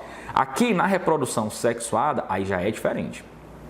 Aqui a gente precisa de 2 indivíduos, tá certo? Geralmente um macho, uma fêmea, tá certo? Geralmente não, né? Um macho, uma fêmea, e origina indivíduos geneticamente diferentes. Então, por exemplo, aqui na primeira explicação, origina clones. Indivíduos iguais da origem, a célula-mãe. E aqui, na reprodução sexuada, origina indivíduos diferentes, com genética diferente. Então, aqui a gente precisa do gameta feminino, aqui a gente precisa do gameta masculino, aí tem a união desses gametas para poder, com o passar do tempo, né, vai sofrendo mudanças, divisões celulares, e aí nós temos um novo indivíduo. Então, não confunda a reprodução assexuada com reprodução sexuada. Tá bom, pessoal? Professor, eu entendi mais ou menos, mas tem como você explicar ainda de maneira assim mais fácil, mais facilitada? Tem. Olha para a telinha aí, ó. Na reprodução assexuada, nós temos indivíduos numerosos no final aqui, ó, no final da reprodução. Então, você tem um que origina 2, você pode ter 2 que origina 4, você pode ter 4 que origina 8 e por aí vai. Então, nós temos numerosos indivíduos, digamos, de células filhas, tá certo, pessoal? Outra diferença também, na reprodução sexuada, tudo começa com um. Basta ter um indivíduo para gerar os outros, tá bom? Na reprodução sexuada, não. Tá certo? Então, na reprodução assexuada, um que gera outros. Na reprodução assexuada também, continuando, nós temos uma variabilidade genética comprometida. Por quê? Porque como a célula-mãe está sempre gerando clones, sempre gerando células filhas idênticas, então não tem variabilidade. Ou seja, melhor falando, a variabilidade é comprometida. É muito pequena. Então, se a célula-mãe vier com algum problema de fábrica, digamos assim, as células filhas também terão problema de fábrica. Tá bom, pessoal? Estou falando assim de uma maneira que vocês entendam. A divisão celular, no caso aqui da reprodução assexuada, é a mitose, tá bom? Beleza. Professor, e na reprodução sexuada? É tudo o contrário do que a gente acabou de aprender. Então, por exemplo, na reprodução sexuada, nós não temos numerosos indivíduos, células filhas, comparado com a reprodução assexuada. Na sexuada é menor, tá certo? Outra coisa, na reprodução sexuada, nós não temos um indivíduo que origina vários. Nós temos que ter 2 células no começo, que é a célula mãe e a célula filha, para poder gerar outros indivíduos, tá certo? Outra coisa também na reprodução sexuada, a variabilidade, ela é extensa, ela não é comprometida. Se na reprodução assexuada ela é comprometida, na sexuada ela não é comprometida, pelo contrário, a variabilidade genética ela é maior, entendeu? Veja bem, você não é igual ao seu irmão. Vocês vieram do mesmo pai, da mesma mãe, só um exemplo. mas você é diferente. Entendeu, pessoal? Então isso chama-se variabilidade genética, tá bom? E lembrando que a divisão celular, no caso da reprodução sexuada, não é a mitose, não confunda, é a meiose, tá certo, pessoal? Muito bem. Continuando aqui, ó, sobre a reprodução sexuada e assexuada, nós temos aqui, ó, as mutações, tá certo? Professor, mutações? Sim, mutações. Mutações, professor, tem a ver com a palavra mudar? Tem tudo a ver. Então aqui, ó, os cientistas descobriram que existem fatores capazes de provocar alterações nos genes. Alguns desses fatores são, por exemplo, nós podemos citar a radiação solar ultravioleta, ela pode provocar uma mutação. A radiação nuclear, ela pode provocar uma mutação, tá certo? Algumas substâncias químicas, elas podem provocar mutação, tá certo? Como certos componentes também, nós podemos citar da fumaça do cigarro. Não, professor, fumaça de cigarro pode causar pode causar mutação, sim, pessoal. Inclusive, enfim, outras doenças, etc, tá bom?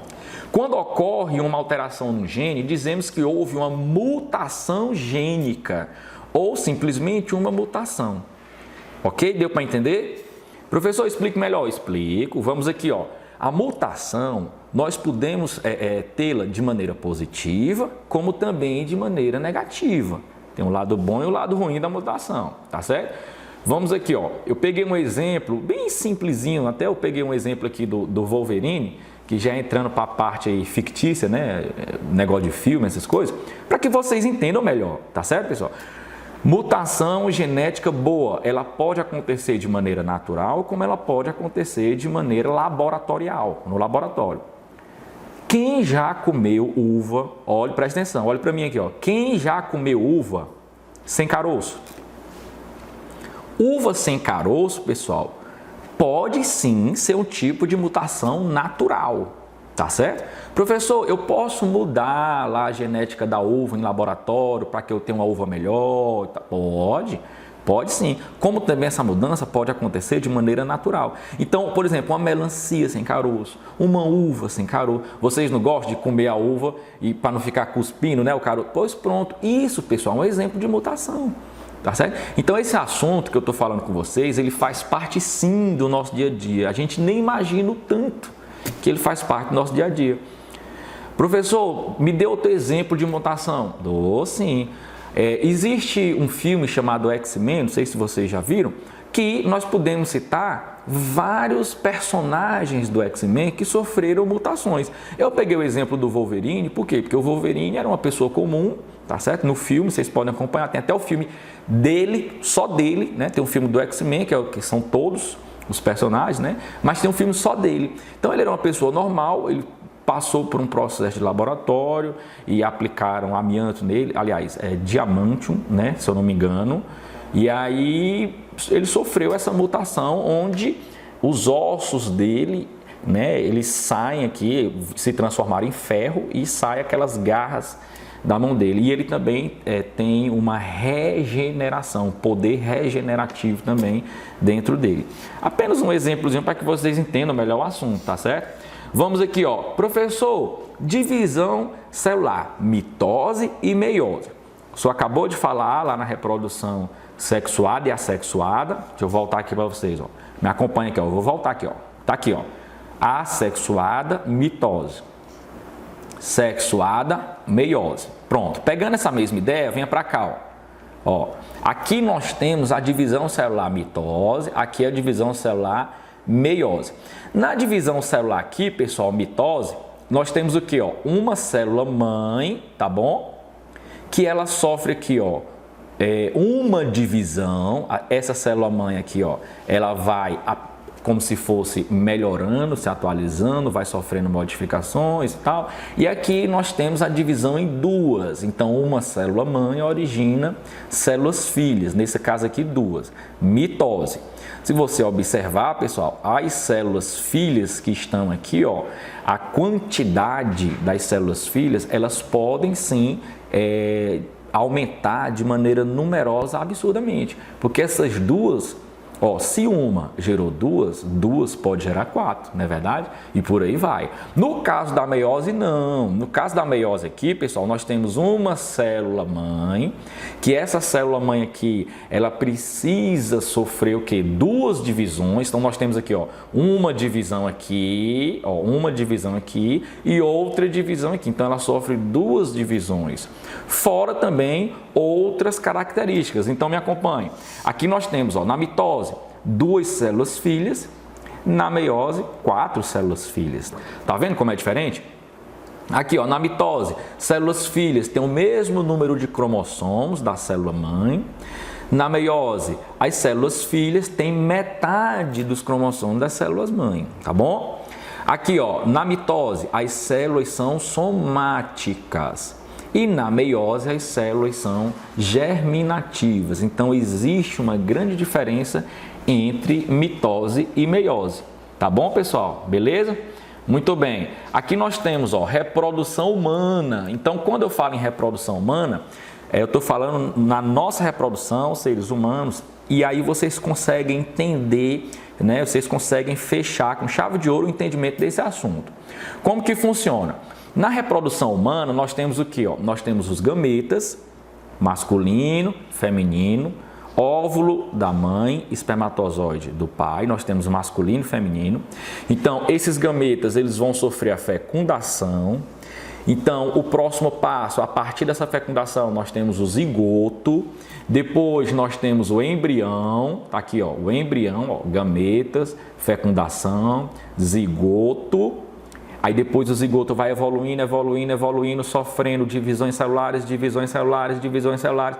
Aí nós temos o embrião, aí depois nós temos o feto, ainda está dentro da barriga da mãe, tudo isso é dentro da barriga da mãe.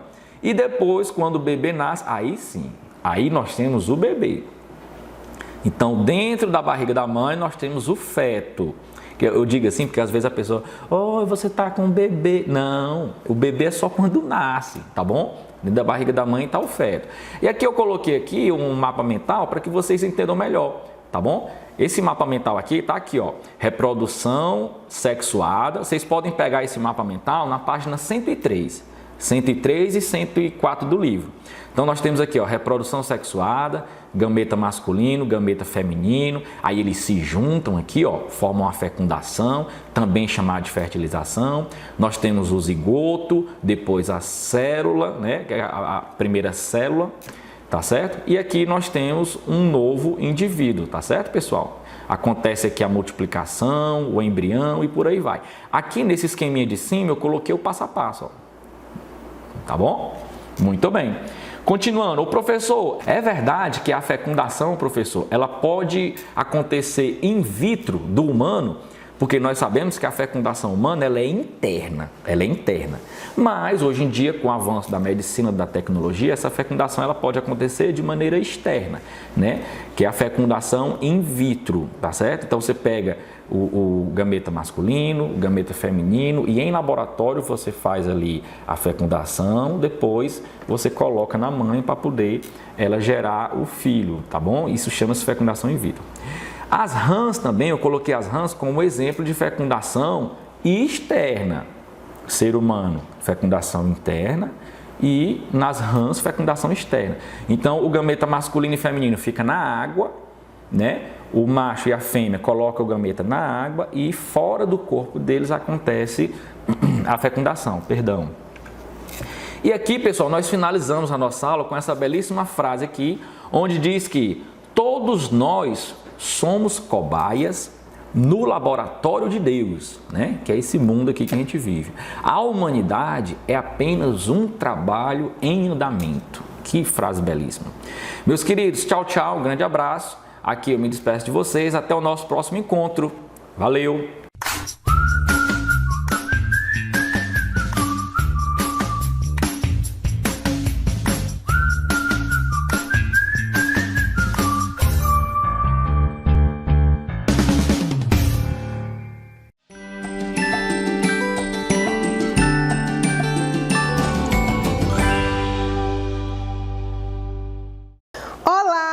Queridos alunos alunos do Fundamental e da EJA. Eu me chamo professora Francileudo, estou aqui mais uma vez para trabalhar com vocês a disciplina de História. É isso aí, a nossa quinta aula para vocês do 8º ano e também da EJA, tá bom? O nosso assunto de hoje, as festas juninas e as manifestações culturais da nossa cidade, a cidade de Parnaíba. E como vocês já viram, hoje eu estou aqui, a caráter, especialmente para vocês, trouxe aqui o meu amigo, tá bom? O boi, é isso aí, para vocês que gostam da brincadeira do boi, você vai ficar sabendo na nossa aula de hoje como foi que tudo começou, tá bom? Acompanha comigo. Se liga aí nesse vídeo que eu vou colocar para você e em seguida nós vamos, descobrir tudinho sobre a história desse nosso amigo aqui, tá bom? Depois do carnaval, o evento mais esperado do calendário brasileiro é a festa junina.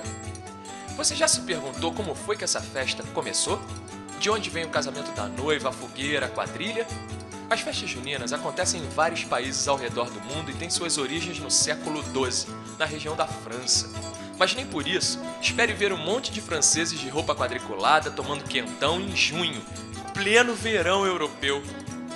No Brasil, o formato que conhecemos hoje chegou através dos padres jesuítas e logo incorporou costumes das populações indígenas e afro-brasileiras. Os primeiros registros de festa junina no Brasil são de 1603.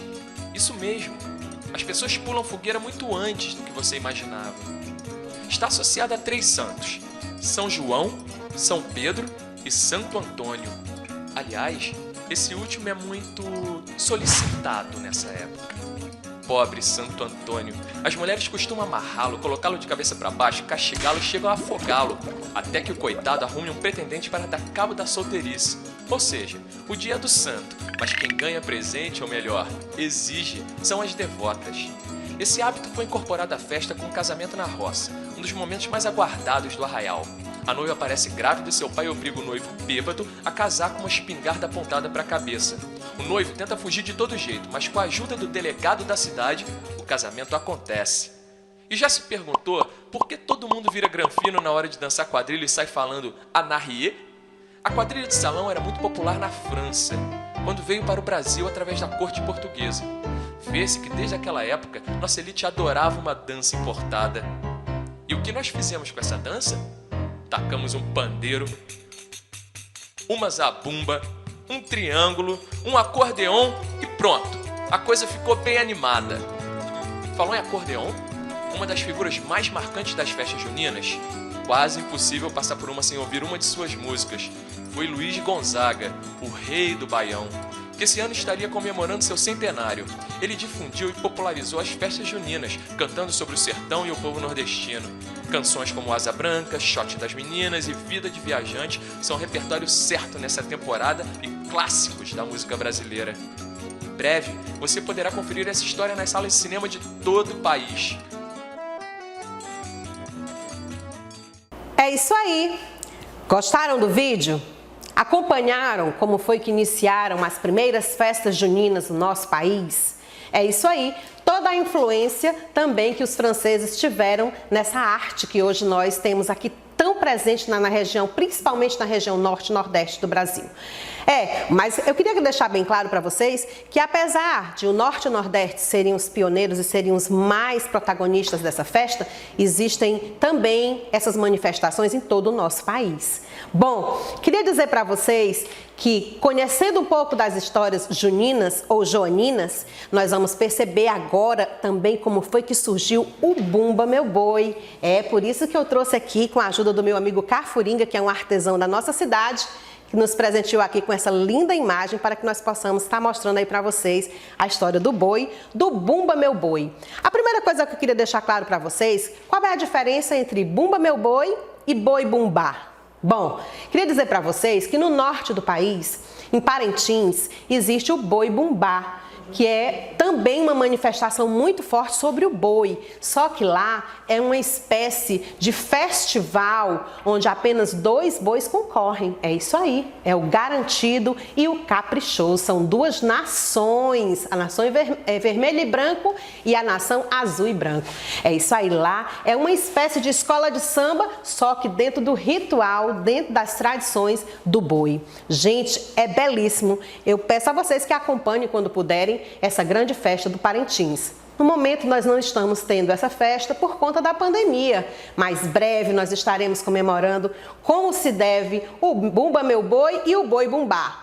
Isso na região norte, o Boi Bumbá, e no nordeste do Brasil, o Bumba Meu Boi. É isso aí, principalmente na Paraíba, onde se concentra o maior fluxo de festejos em torno do Bumba Meu Boi. É isso aí, Campina Grande é a capital do Bumba Meu Boi, no Brasil. Mas e a nossa cidade, como fica? Bom, a primeira coisa que nós gostaríamos de dizer para vocês é que a cidade de Parnaíba, ela está localizada aqui no norte do litoral do nosso estado, do estado do Piauí. É isso aí. E como começou a nossa história? Bom, é bom que vocês saibam que tudo começou numa fazenda de gado. Daí a tradição do Bumba Meu Boi vem desde quando nós fomos colonizados. Legal, né? Ver que a nossa cultura tem muito a falar sobre a nossa própria história? Que legal! Então, eu queria dizer inicialmente para vocês que muitos grupos se firmaram aqui na nossa cidade justamente em função dos colonizadores.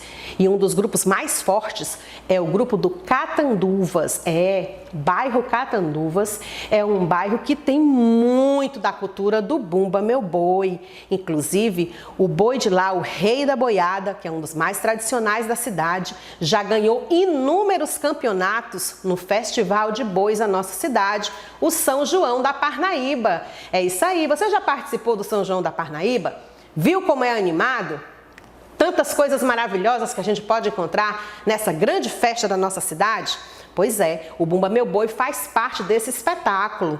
Esse ano nós não teremos apenas em lives, mas brevemente também estaremos participando ao vivo e em cores para você. É isso aí. Enquanto a gente não pode estar presente, a gente vai acompanhando tudo aqui na telinha da TV, junto com você. É isso aí. Vamos lá. Então, a primeira coisa que a gente vai pensar é que, como surgiu então a história do Bumba Meu Boi? Começou pela fazenda de gado e lá conta-se uma história que também foi muito difundida pelo dramaturgo Benjamin Santos no seu livro Veredas da Meia-Lua, o Boi do São João da Parnaíba, de 2005, na qual ele defende que o boi surgiu há mais de 200 anos no Brasil, quando o Brasil ainda era uma colônia, e que esses cruzamentos de provenientes culturas deu origem ao que a gente chama hoje de Bumba Meu Boi. Vocês sabiam que dessa brincadeira inocente, que a gente às vezes não compreende, tem também um sinônimo de resistência? Vocês sabiam que o Bumba Meu Boi é tradicionalmente uma dança indígena, uma dança africana, que se miscigenou à cultura portuguesa? Não sabia? Pois vamos aprendendo aqui. É coisa de negro, de índio e de branco. São os 3 troncos civilizatórios que vão trazer essa novidade para nós aí no Bumba Meu Boi. Viu? Como nem tudo é só uma brincadeira, tudo também tem raízes históricas. E por muito tempo, no Piauí e no Maranhão, o Bumba Meu Boi foi proibido pelas autoridades. Por quê? Porque ele retrata justamente um povo que não se conforma e que briga com os seus senhores. Foi assim que começou a história do Bumba Meu Boi, com 2 personagens muito interessantes. Sabe quem são esses personagens? O pai Francisco e a Catirina. Tô mostrando eles aí para vocês. Sabe quem era o pai Francisco? Era um escravo. Era um negro e a Catirina era a sua esposa. Conta a lenda que Catirina estava grávida, estava com um desejo, e o desejo era comer a língua do boi. Desejo danado! Pai Francisco, desesperado em atender o desejo da sua esposa, e o que ele fez? Foi lá e matou o boi, e era o preferido, só servia se fosse a língua do boi preferido do seu patrão. E ele matou o boi, tirou a língua e deu para a sua esposa comer. Mas só que quando o patrão soube de tudo isso, gente, não deu bom, deu ruim, como vocês dizem por aí. Deu ruim, professora. Por que que deu ruim? Deu ruim justamente porque o patrão ameaçou Pai Francisco e sua esposa de morte, caso seu boi não vivesse novamente. Aí é que vão entrar os índios na história do boi. Pai Francisco, desesperado pela sua sobrevivência da sua esposa, foi lá falar com o pajé e pediu uma pajelança, pedir que ressuscitasse o boi para que eles continuassem vivos. E não é que o pajé foi lá, junto com as suas caboclinhas, fizeram uma oração ao Pai Tupã e eles conseguiram que o boi revivesse, ressuscitasse. E aí dessa ressurreição surge a dança do boi. O personagem principal dessa história gira em torno justamente deste boi que ressuscita e que vai fazer a festa dentro do terreiro do seu senhor. E o senhor, feliz porque o seu boi preferido havia ressuscitado, vai chamar todos, os brancos, os índios e os negros, para fazer parte dessa festa. E nessa festa todos brincam em torno do boi que agora está vivo. Viu como é que é a história? É por isso que quando você vai para assistir no quadrilhódromo, lá na Praça Manduladino, a morte do boi, já ouviram falar sobre isso? Aquele momento teatral, porque o Bumba Meu Boi, ele é uma dança, mas também ele é um teatro, que tem uma narrativa histórica, que é essa que eu acabei de contar para vocês. Por isso, não podem faltar, dentro dessa trajetória, os personagens que fazem parte de toda essa estrutura. Dentre eles está o amo do boi, que eu trouxe aqui mostrando para vocês aí. Essas imagens são todas dos nossos bois aqui de Parnaíba. Esse aí é o amo do boi, que é aquele que conduz a festa, que puxa a cantoria. É isso aí, que puxa a toada. O que é a toada? É uma representação poética daquilo que aquele grupo cultural está querendo mostrar através de muita música, de muita voz, e é aquele vozeirão potente, ao som de tambores, ao som de pandeiros, ao som de cavaquinhos, é isso aí. E o maracá, né? Que não pode faltar, além do apito marcador, é isso aí. A sinhazinha. É aí a influência também portuguesa, a sinhazinha, que tem aí amor pelo boi, que era o boi preferido do seu pai. E tem aí toda uma história da sinhazinha, que a gente também está representando aqui. A sinhazinha, e tem logo mais atrás o batalhão do boi. O batalhão do boi é formado pelas meninas que dançam bem na frente, as caboclinhas. Também é formado pelos cavaleiros, né? E eles estão todos ali chamados cavaleiros reais. É isso aí, formam o grande batalhão do boi. E por que? Vocês já perceberam que agora a presença feminina nos bois? Sim, porque anteriormente não existiam mulheres no bois, além das índias e da sinhazinha. Hoje, as mulheres também compõem a parte dos cavalheiros, são as damas reais, tá bom? Temos também as índias que acompanham o pajé e que fazem todo um bailado, toda uma dança tradicional indígena que nos encanta, que nos leva aí ao deleite dessa cultura maravilhosa que é o Bumba Meu Boi. Temos o pajé, que faz todo o processo, que é personagem também principal dessa história, e o folharal, que foi um personagem que ao longo do tempo foi se colocando dentro da estrutura do boi. Inicialmente começou com uma brincadeira lá no norte do Brasil, porque alguém não tinha a roupa para entrar no boi, se vestiu de folhas, e aí depois esse personagem se tornou fundamental. Até porque ele causa um certo espanto. Quem aqui não já correu com medo de um folharal, né? Realmente, eu quando era criança, quando falava em folharal, eu saía correndo desesperadamente. Você também passou por isso? Geralmente eles usam também ali uma meinha, né? Para acertar a nossa cabeça. Faz parte da brincadeira do boi. E outros personagens como o cabeça de cuia, o cabeça de lata, que também fazem parte dessa estrutura do boi. Além da burrinha. É a burrinha, que também é outro personagem muito importante dentro dessa cultura que é o Bumba Meu Boi. Eu trouxe aqui algumas imagens de alguns bois aqui da nossa cidade, para que vocês possam estar colocando. Dentre eles está o Rei da Boiada. E que seria do boi sem os tambozeiros?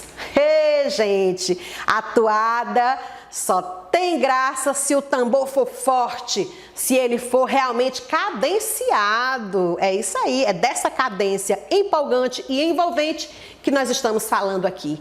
Quando a gente escuta aquele barulho de tambor e aquele roncador que dá a impressão de que é o boi que está ali mugindo para nós, é muito legal de ouvir. Empolga os nossos corações. É o Bumba Meu Boi. Gente, não tem como nós deixarmos de falar dessa cultura da nossa cidade. O Bumba Meu Boi faz parte da minha história, da sua história. Espero que você tenha gostado e até a próxima aula. Super beijo para você. Linda, minha cidade é tão linda, minha Parnaíba querida, agora é São João. São 30 dias de festa, viva São João, em casa com a família, tem muita animação. Eu e você de máscara e álcool em gel na mão, cada um em sua casa, viva São João. Prepara que a live já vai começar. Veste a roupa vestida e faz do sofá. Sei que é diferente, mas tem São João. Vou dançar quadrilha, viva a tradição.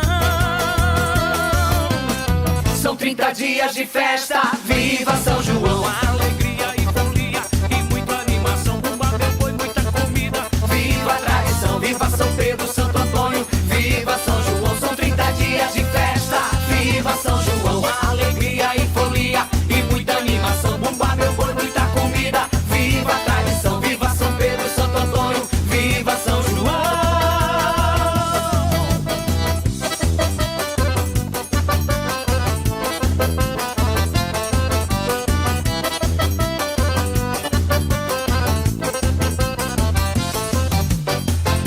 Na minha casa hoje a alegria chegou.